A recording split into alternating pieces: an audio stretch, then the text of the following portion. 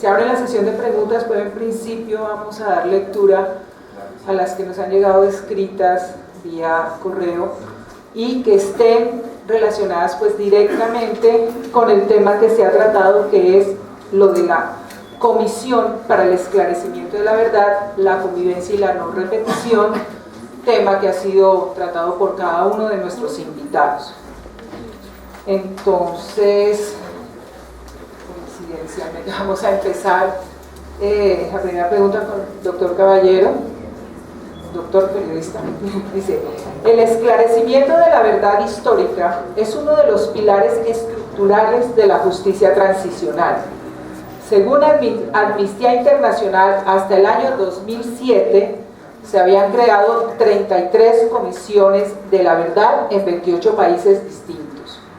En la mayoría de los casos resultaron un fracaso y crearon a futuro más conflictos que beneficios. ¿Cree usted que el caso colombiano podría ser una excepción y por qué? Yo no sabría decir si 28 países han tenido comisiones de la verdad y han fracasado todas ellas, no me parece que sea así. No me importan tanto las comisiones de la verdad propiamente dichas, me importa que se sepa la verdad. No creo que el hecho de negar la posibilidad de que una comisión, negar de antemano la posibilidad de que una comisión investigativa averigüe lo que ha pasado en estos últimos 60 años en el país, sea la manera más adecuada para lograr no solo la paz, sino la verdad. No creo que a la paz se pueda llegar a una paz, a un acuerdo de un final del conflicto armado. Se puede llegar ocultando la verdad, como se ha venido haciendo hasta ahora, como se ha venido haciendo en Colombia, ya lo dije, tal vez desde la guerra no declarada entre los dos partidos tradicionales. Creo que el haber guardado silencio, haber pactado el silencio sobre lo que ocurrió en esos años, es lo que ha permitido que la violencia haya recomenzado en esta violencia que estamos viviendo ahora. Gracias, doctor Caballero. La siguiente, doctor Gómez, que usted acaba de hacer su intervención, dice: la experiencia internacional respecto a comisiones de la verdad creadas en diferentes países ha sido bastante desalentadora, es algo similar. Para el caso colombiano, muchos ven que se trataría de legitimizar crímenes atroces y graves violaciones a los derechos humanos y al derecho internacional humanitario como producto de una supuesta acción política en procura de justicia social.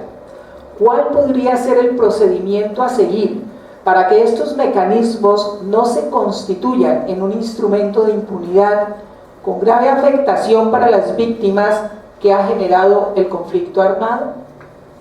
Es que yo sostengo que en el caso colombiano no necesitamos de ese tipo de comisiones, puesto que la verdad es clara. Lo que pasa es que la han querido enredar, ¿no?, agregándole aspectos políticos, sociales, económicos y cualquier otro tipo de cosas, ¿no? Pero la situación nuestra es muy clara, es la agresión que permanentemente sufre la sociedad colombiana de parte de un grupo de antisociales, narcotraficantes, que se están enriqueciendo y son inmensamente ricos, ¿no? Y quieren seguir disfrutando de esas riquezas, ¿no? Y ahí no hay política, ni hay problemas de economía, ni problemas sociales, ni absolutamente nada. Ese es el pensamiento mío. Gracias, doctor Gómez. Padre de Rux dice: las experiencias obtenidas en materia de selección de víctimas, tal como se hizo el año anterior por la Mesa de Negociaciones de La Habana, generó grandes preocupaciones por la forma tan sesgada en que fue realizada, dejando en el ambiente general un interés muy particular de atacar al Estado y favorecer de manera significativa a la organización terrorista FARC.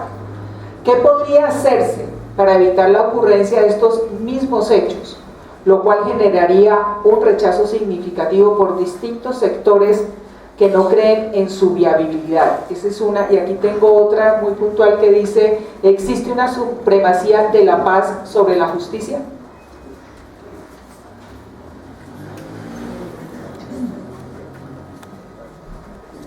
Primero, sobre las víctimas, y agradezco mucho la pregunta porque sé que corresponde a una inquietud que hay en Colombia. Sí, yo participé en la comisión de selección como el señor Luis Augusto Castro, con Naciones Unidas y con gente de la Universidad Nacional. No era fácil, de 6 millones de víctimas, escoger a 60 personas. El primer punto que hay que entender es que lo que está en juego en La Habana, así lo consideramos muchos, porque pensamos que ahí estamos abocados a plantear los problemas muy profundos de transformación del país.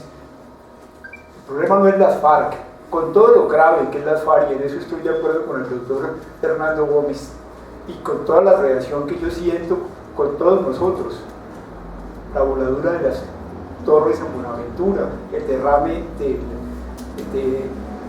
del petróleo sobre los ríos.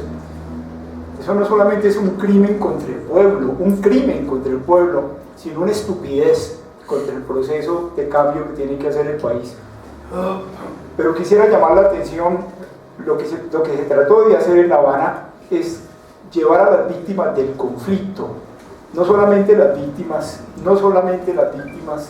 de la FARC. Y es un hecho, los que hemos vivido metidos en el conflicto, pasé 15 años en el Magdalena Medio, vivimos eso, sabemos lo que es las víctimas del conflicto, y eso es lo primero, y por eso se trató de seleccionar ese tipo de personas. De cada 10, 7 eran mujeres, que han sido las que más han sufrido esto, y creo que el efecto en La Habana, ninguna cosa ha tenido más efecto, más profundo que el dolor humano que se presentó en La Habana, y nada ha afectado más a las FARC que haber oído por primera vez la gravedad del rompimiento humano que por primera vez entendían que ellos habían producido. Entre paréntesis, la presentación del general Mendieta fue extraordinaria, y de los soldados que tuvieron que sufrir esto, y de la niña que se escapó de la FARC después de haberla tenido recogida. Pero quisiera, yo sí creo que si se ponen las condiciones con rigor, es posible que haya 10 o 12 colombianos independientes, no que obtengan totalmente la verdad, pero que sí se aproximen mucho a lo que nos ha pasado en este tipo de asunto, que es los hechos más significativos, la explicación de los hechos y qué puede haber de responsabilidades. Mi convicción es que el proceso de La Habana es sumamente serio. Lo grave es la politización del país en torno a esto, que es otra cosa, y fue fatal el discurso de que Santos era la paz y Uribe era la guerra. Eso nos hizo un daño extraordinario en un país que necesita la paz entre todos. Sí, es cierto, tenemos que encontrar un camino en que paz y justicia se puedan combinar suficientemente, y este es justamente uno de los problemas más de fondo. Por eso se pone la verdad con tanta importancia, y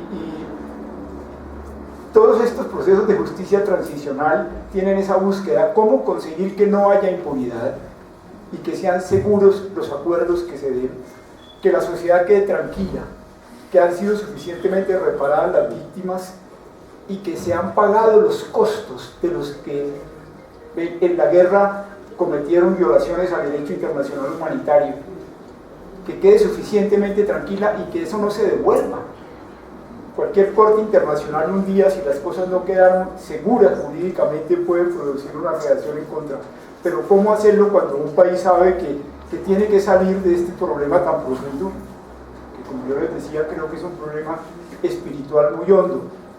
Yo sí creo, mi querido doctor, que es de todos los colombianos, muy distinto. Obvio que la responsabilidad de la FARC es muchísimo más grave que la responsabilidad que tiene un maestro de escuela, y que la responsabilidad de un miembro del Congreso que estuvo mezclado con el narcotráfico o con el paramilitarismo es muchísimo más grande que la de un soldado que con generosidad se ha entregado por la patria, pero que aquí hay responsabilidades graves, responsabilidades de omisión gravísimas en los formadores.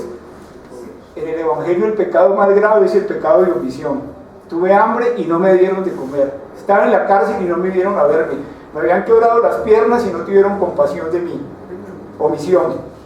Eso lo tenemos mucho los colombianos en esta crisis.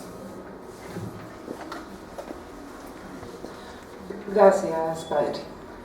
Para nuestro historiador, el doctor Esquivel, lo pactado en la mesa de negociaciones de La Habana para la creación de esta Comisión de la Verdad ha sido calificado por algunos sectores sociales como un contrato con beneficio exclusivo en favor de las FARC. ¿Cuál sería la fórmula que pudiera garantizar la equidad, pluralismo e igualdad de quienes las conformarían? ¿Y cuál sería el papel que jugarían los militares y policías dentro de este proceso?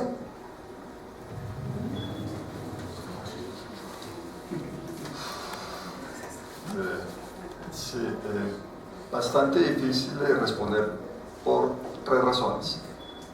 La primera, no hay verdades absolutas. Justamente en el papel del historiador uno constata que hay muchas interpretaciones sobre la verdad, y ese ya es un problema. ¿Cómo reunir una comisión de personas que, como bien acaba de acotar el padre Ruz, sean imparciales o representen al conjunto de colombianos? Esa sería la segunda razón sobre la dificultad para hallar ahí entonces un camino idóneo. Pues hay que intentarlo incluso con la certeza de que no va a ser 100% una comisión neutral, sobre todo cuando las dos partes negociadoras exclusivamente se están arrogando los privilegios de elegir exclusivamente a los delegados, y en ese marco sí vale la pena revisar si es posible una más amplia capacidad de selección de esos delegados. Y la tercera razón sobre esta difícil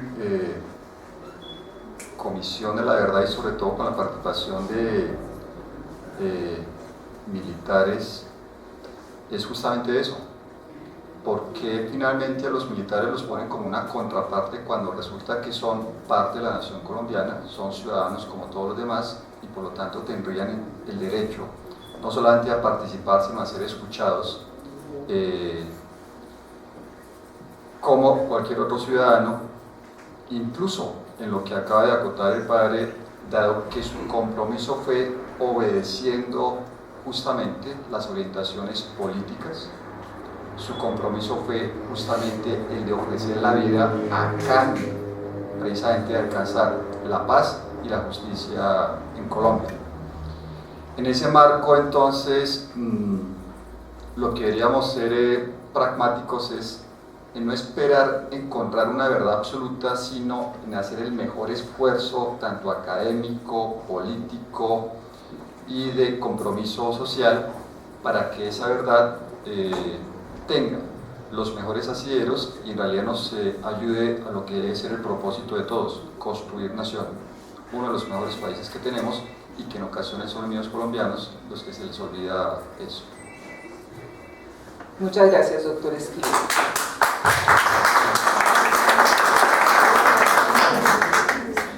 La siguiente, el doctor Plinio Apuleyo Mendoza, dice: el mandato de la Comisión de la Verdad, conforme a las experiencias internacionales, consiste en develar los crímenes de guerra, genocidios, delitos de lesa humanidad y las graves violaciones a los derechos humanos. Igualmente corresponde a un mecanismo de justicia transicional extrajudicial que busca satisfacer los derechos de las víctimas. Según usted, ¿cuál debe ser el manejo que debe dársele a esta comisión para evitar que quienes son reconocidos victimarios traten de legitimar su accionar criminal contra la población civil? ¿Y considera usted que en el desarrollo de este proceso deben ser tenidas en cuenta las sentencias judiciales que existen sobre violaciones a los derechos humanos y al DIH, para que de esta manera se pueda conocer muchas verdades relacionadas con el conflicto conflicto armado? A ver, ¿yo qué puedo contestar a este respecto? Es que yo no creo en la Comisión de la Verdad. No creo, menos integrada como va a quedar.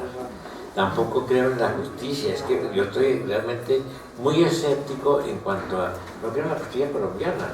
Las sentencias, o sea, por Dios, no hago sino encontrar sentencias equivocadas, injustas, manipuladas, etcétera, etcétera. Aquí tenemos esa situación es gravísima. Y yo no me quiero quedar con los ideales, porque es muy bonito de pararse uno y decir, ya vamos a buscar la verdad, y no creo eso. No lo decir, ese es un deseo de todos, como la paz es un deseo de todos, pero la realidad no la veo por ahí. No creo que se pueda hacer a través de una comisión de la verdad que tendría que investigar, porque entre otras cosas, ¿cómo se hace? Para saber la verdad, en muchos casos hay que investigar de verdad y resulta que nuestro ente investigador, la Fiscalía, está completamente falseado, equivocado, mal conducido. ¿Qué pasó en Mapiripán? ¿Qué pasó en Bojayá? ¿Qué pasó esto? Pues no es lo que diga uno y lo que diga el otro, sino realmente una investigación objetiva, y no es una comisión de la verdad la que puede hacerlo, porque no va a jugar ese papel. Tampoco lo diga, de modo que simplemente yo expreso mi total escepticismo, no tengo otra cosa que decir. Gracias, doctor Plinio Apuleyo Mendoza. Bueno, aquí tengo unas que me entregaron aquí que son preguntas puntuales para todos sobre el tema de la Comisión de la Verdad, y ahorita voy a leer unas que me entregó el general Barrios. Hay una que dice, es cierto, la paz es importante, eso es indudable. Estamos en unos diálogos con una parte de las protagonistas del conflicto, hay otros que están pendientes. Se habló y se acordó, digamos, de la Comisión de la Verdad, y se ha hablado aquí, se ha hecho el análisis de que en unos países no tuvieron éxito, en otros sí, en fin, no vamos a hablar de números. La pregunta puntual es, ¿este es el momento, consideran todos ustedes, oportuno para que esa Comisión de la Verdad inicie su papel, su recorrido?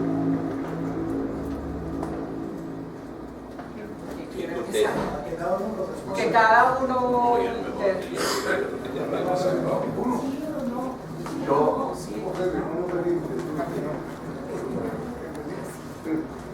Yo ni considero que sea el momento oportuno para ese tipo de comisiones, ni creo que Colombia la necesita, por lo que después en mi discurso, llamémoslo como quiera, ¿no? Entonces esa es mi respuesta a eso. El doctor Caballero. Gracias. Yo pienso exactamente lo contrario del doctor Gómez Ortiz. No solo creo que se necesita una comisión de la verdad, me parece dificilísimo organizarlo, de acuerdo, pero creo además que este es el momento oportuno porque es ya cuando se necesita. Es decir, hubiera debido haber una comisión de la verdad hace muchísimo tiempo. Ningún momento es el más oportuno porque todo se confunde siempre con momentos electorales, con intereses políticos, con juegos de intereses estratégicos también de los unos y de los otros. Pero el momento oportuno es el más inmediato, ya, parece. Muchas gracias. Padre Edu. Ante todo una aclaración, ¿verdad? La Comisión de la Verdad funcionará después de que se terminen los acuerdos, de manera que si no hay aprobación de los acuerdos y si no hay acuerdos, nunca entrará en vigencia la Comisión de la Verdad. Lo segundo, en ese escenario determinados los acuerdos, yo sí creo que la reconciliación de nosotros los colombianos y las colombianas es muy importante. Y el escenario de esa comisión, el intento, dificilísimo. Estoy de acuerdo con Plinio cuando dice las utopías son complicadísimas, ¿verdad? Pero poder, yo francamente creo no, estoy convencido de la verdad como hechos, establecer con rigor los hechos significativos. La verdad no es lo que la gente diga, ni lo que un testigo vaya y diga, sino establezcamos lo difícil de esto.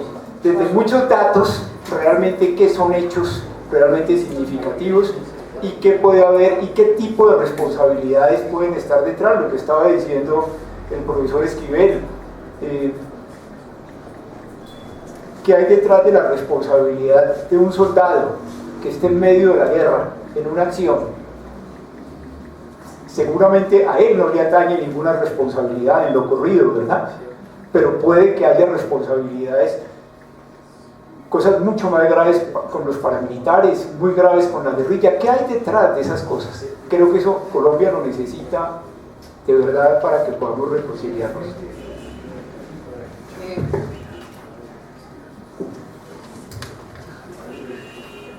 Bien, a mí lo que me preocupa es que tal vez nos están ilusionando o nos ponen a discutir sobre la Comisión de la Verdad. Justamente estoy de acuerdo con lo que se acaba de decir. Si la Comisión de la Verdad va a operar solo después de que se firmen los acuerdos, nuestra preocupación en este momento es qué se va a firmar, qué es lo que se está negociando, y no esperarnos entonces, porque es la distracción interesante, qué va a ocurrir con la Comisión de la Verdad, por favor. Eso podría ser un embeleco. Entonces, en ese orden, pareciera ser que la respuesta no es el momento oportuno para la comisión. El momento oportuno es justamente para enunciar qué es lo que estamos discutiendo, qué es lo que se está intercambiando en La Habana, ¿sí? Justamente que compromete al conjunto del país. Yo como colombiano tengo esa preocupación. ¿Qué es lo que están negociando? Y con toda la generosidad que suelo tener como académico, inclusive en ocasiones me preocupa a qué me van a comprometer, si en alguna manera, no sé si también habré cometido pecado de omisión, incluso como académico en ese marco, pero sí me preocuparía no tanto la comisión en ese sentido, porque no estoy esperando verdades absolutas, sino es, oiga, dígame, ¿qué están negociando ahora? ¿Qué es lo que van a firmar? Y después sí nos preocupamos por el siguiente elemento. Lo que hacemos en investigación académica, avanzamos paso a paso, resolvamos primero el estado del arte, qué es lo que hay en este momento dicho sobre lo cual yo pueda discutir.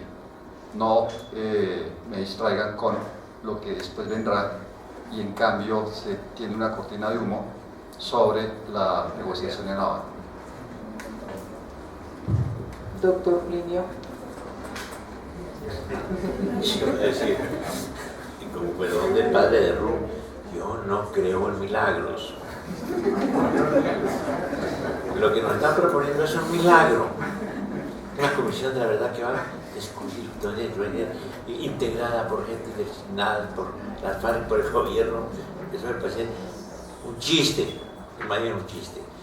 De modo que, claro, momento oportuno, si está al fin estaría de acuerdo con Antonio Caballero, de que en cualquier momento es oportuno saber la verdad, pero no es fácil. Es decir, ha habido tal polarización tan profunda en el país, inevitable, como la polarización entre los que combaten a una guerrilla terrorista y los que están de acuerdo con la guerrilla terrorista. ¿Dónde encontrar un espacio objetivo para que eso sea cierto? No lo veo. Desgraciadamente, yo desearía que realmente fuera una comisión capaz de establecer la verdad y la verdad, pero objetivamente, con realismo no lo veo. Es que el país, vivimos todos los días en medio de sueños que no corresponden absolutamente para nada con la realidad que vivimos. Tenemos ese profundo divorcio entre los postulados ideales de todo y la realidad. El proceso de paz también me tiene muy inquieto. Claro que quisiera, pero un proceso de paz, pero muy difícil. No lo veo fácil que se puedan aceptar muchas exigencias, muchas cosas. De modo que, en vista de eso, yo lo siento mucho, pero es que no creo en esto. Gracias, doctor.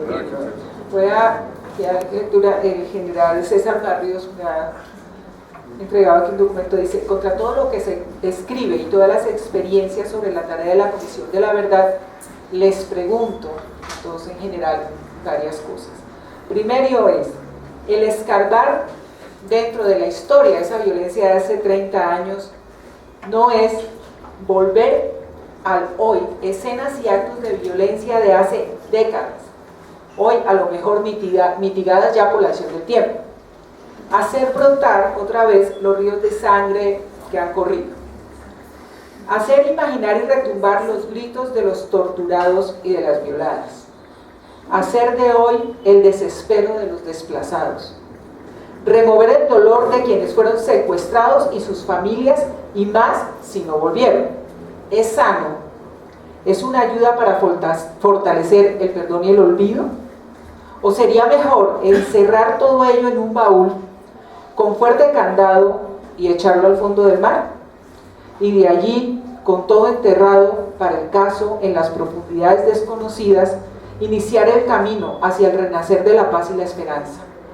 Además, todos lo sabemos, es un proceso de muy fácil contaminación, que muy probablemente, como ha ocurrido, en donde comisiones similares han operado, termina distorsionando la verdad buscada y sindicando de responsable a quienes llegaron a la escena de la violencia cumpliendo la Constitución y las órdenes de los políticos de turno en el poder.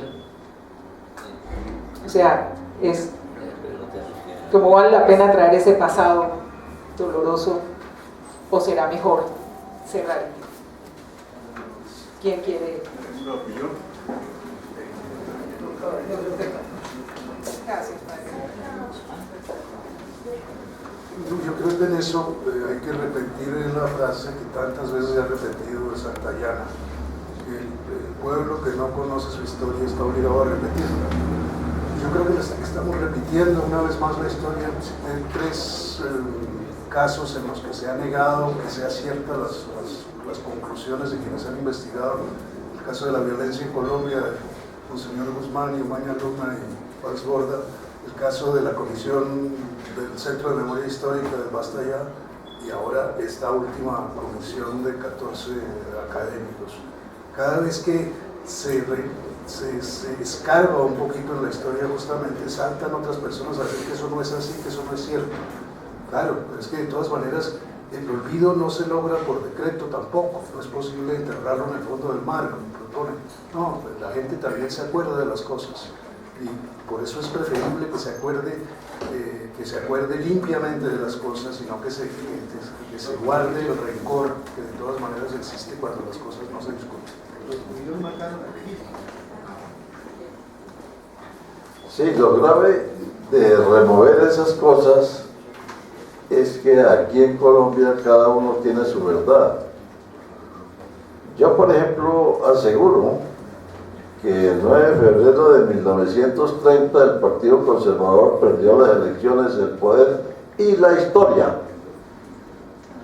Entonces, esa es mi contestación.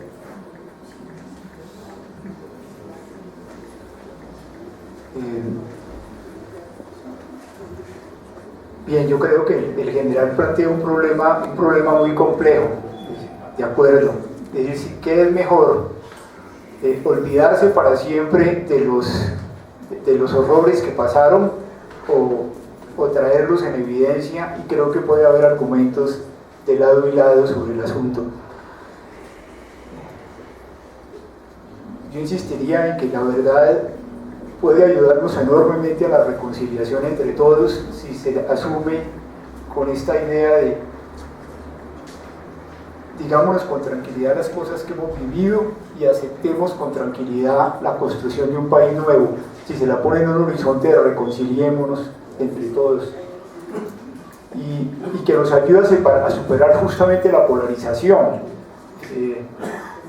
Doctor Plinio, mire una cosa sobre esto. Creo que la polarización no es entre los que están de acuerdo con las instituciones y los que están de acuerdo con la guerrilla, no.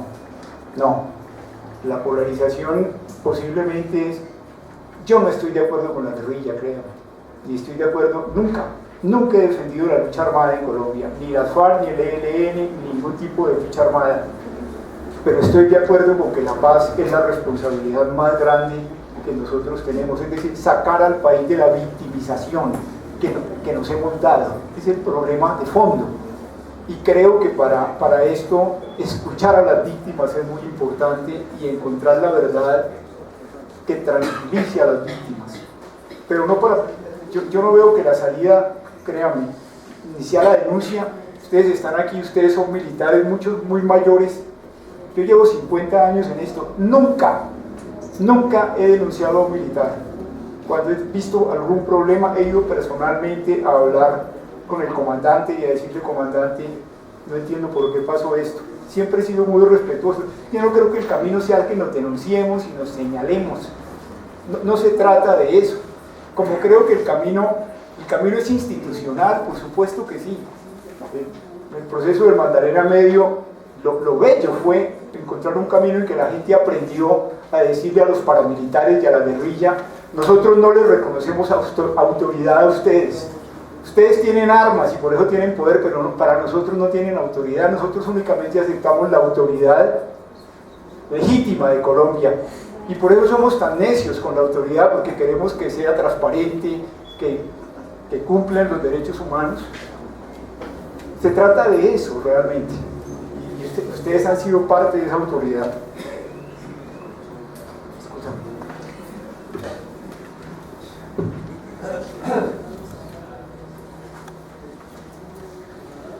En efecto, estoy de acuerdo con Antonio Caballero, para nada olvido, todo lo contrario.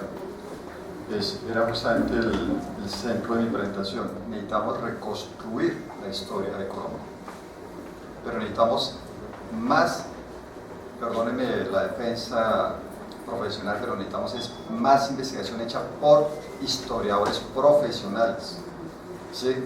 No con amaños políticos, ideológicos, sino investigadores profesionales que en realidad sepan de qué se trata el oficio de investigar en historia, de ir a las fuentes primarias. De hecho, esa es la esencia de la Comisión de la Verdad, ir a las fuentes primarias, ¿sí? Aunque esas fuentes primarias también en ocasiones pueden estar viciadas, en el caso de los testimonios, por justamente sus percepciones subjetivas, pero eso hace parte del trabajo de la investigación y habrá elementos para justamente equilibrar esas versiones. Y debo ser insistente en eso porque en el ejemplo que les presenté sobre el siglo XIX me preocuparía eso. Cómo el no insistir mucho más en mejorar la interpretación, en reconstruir la historia de Colombia, finalmente no estamos contribuyendo a fortalecer la identidad nacional. Es que cuando se olvida, finalmente lo que estamos echando al olvido es parte de la esencia de la nacionalidad. La historia corresponde a la identidad del país, ¿sí? Y por esa razón, en realidad habría un afán, no porque lo haga esa comisión que vuelvo a insistir, no quiero esperarme a la comisión, tengo la preocupación es ahora de hacer buena investigación, de hacer investigación en el rigor académico, porque esa es la manera que entiendo podemos ayudar más a construir país. Y me preocupaba en ese sentido, en el ejemplo del siglo XIX, es cómo nos venden algunas interpretaciones que en vez de ayudar a construir país, en ocasiones no contribuyen, sino a debilitarlo. Y esa era la apreciación. El olvido no es bueno, pero la reconstrucción simple, la reconstrucción amañada tampoco.